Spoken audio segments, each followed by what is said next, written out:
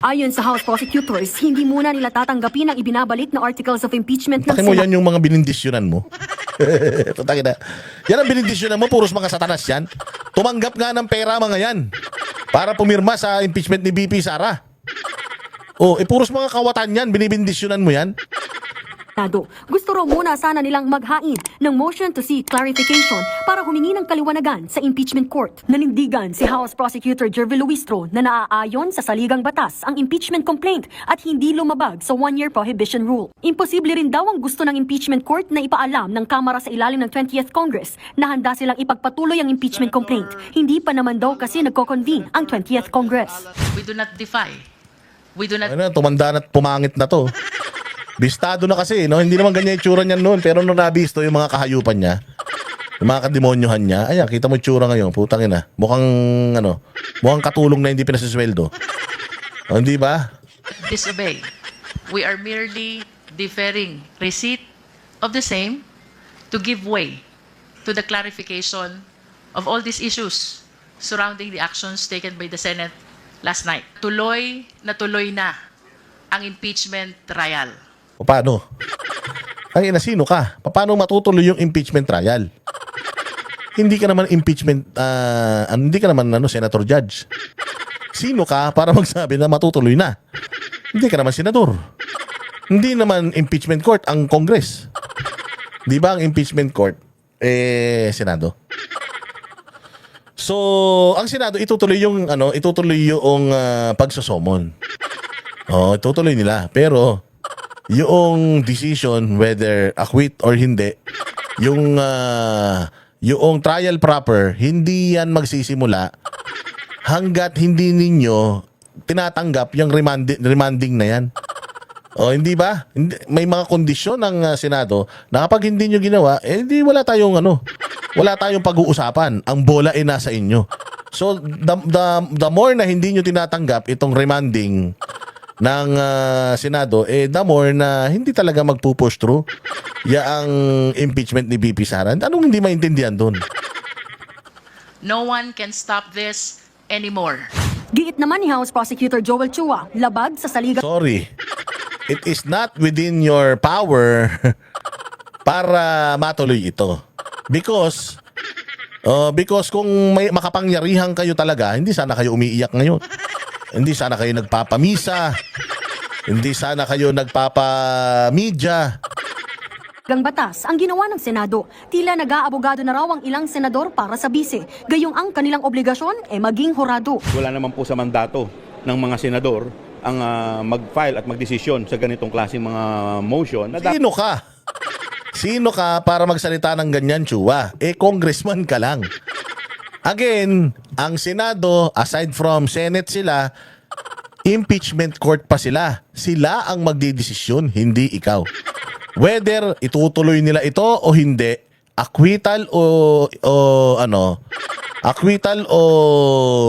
conviction, it's not within your hands and your power para ma-impluwensyahan ito. Kaya nga, yung tama yung sinabi ni Chis Escudero, na this is not about Congress and Senate. Maaring ang Congress at Senate is co-equal, pero they do not have power over the Senate impeachment court. Kami ang impeachment court at mas malakas kami kahit kanino.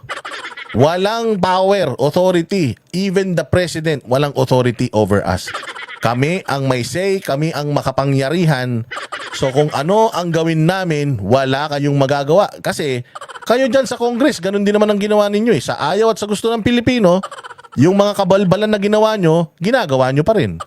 Walang nagrereklamo. Bakit? Discretion nyo yan O ngayon, nandito tayo sa Senado, sa impeachment court, which is the Senate.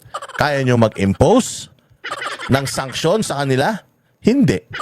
Why? Hindi kayo magkalibel. Kasi sila korte, sila ang may kapangyarihan, kayo wala. The taste of your own medicine, ika nga. Pag kayo nasa kapangyarihan, within your powers, kaya nyo mangbuli.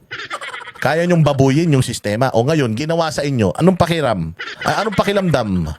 Anong pakiramdam na powerless ka? Anong pakiramdam na kahit na anong iyak mo, hindi kayo pinakikinggan?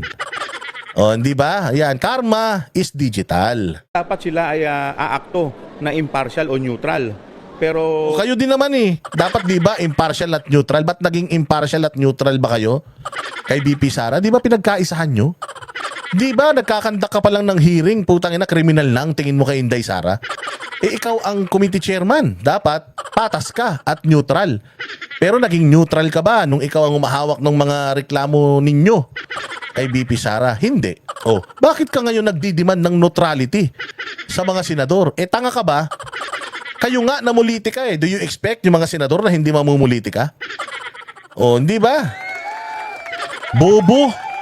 ngayon po parang hinaharang po nila ang demokrasya po dito sa ating bansa.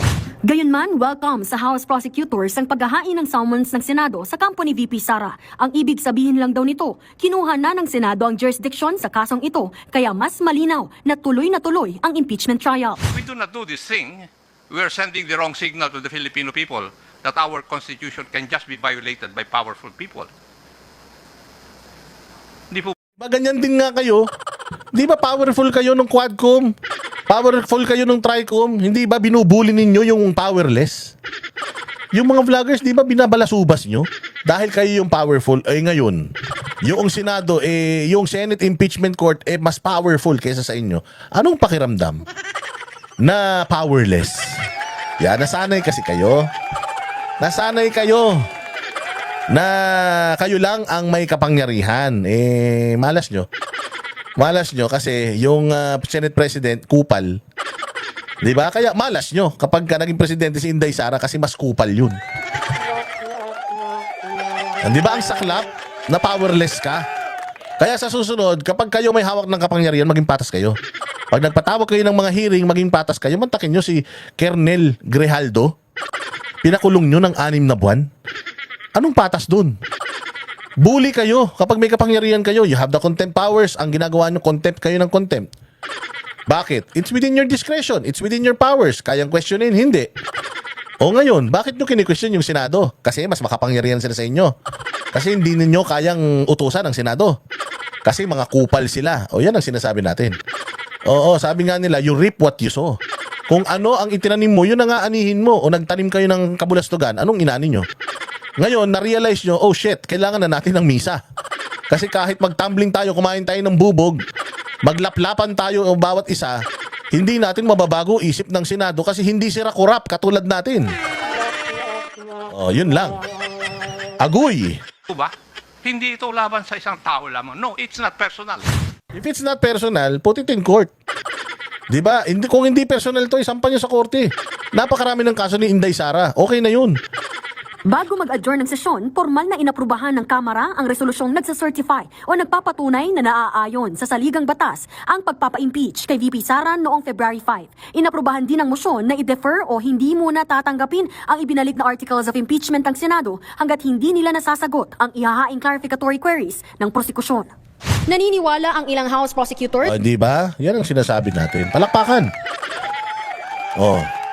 So ngayon, mga boss, napakasarap sa pakiramdam. Sabi ko nga sa ito lang naman gusto nating makita na yung mga feeling powerful maging mga powerless para at least maintindihan nila kung ano yung pakiramdam natin na mga ordinaryong Pilipino na binubuli-buli ng mga makapangyarihan. O ngayon, Congress, akala nila sobrang lakas nila. Akala nila with the power of the purse. Akala nila with yung kapangyarihan sa budget, kaya nilang gamitin para gawing aso lahat ng mga nasa paligid nila. It turned out, wala silang mga pangil. It turned out, wala silang bilang. Oh, it is the court, which is the Senate, mas makapangyarihan kaysa sa kanila. Ngayon, nag-iiyakan. Putang ina, pati si Jesus, dinamay na. Pati yung mga paring adik.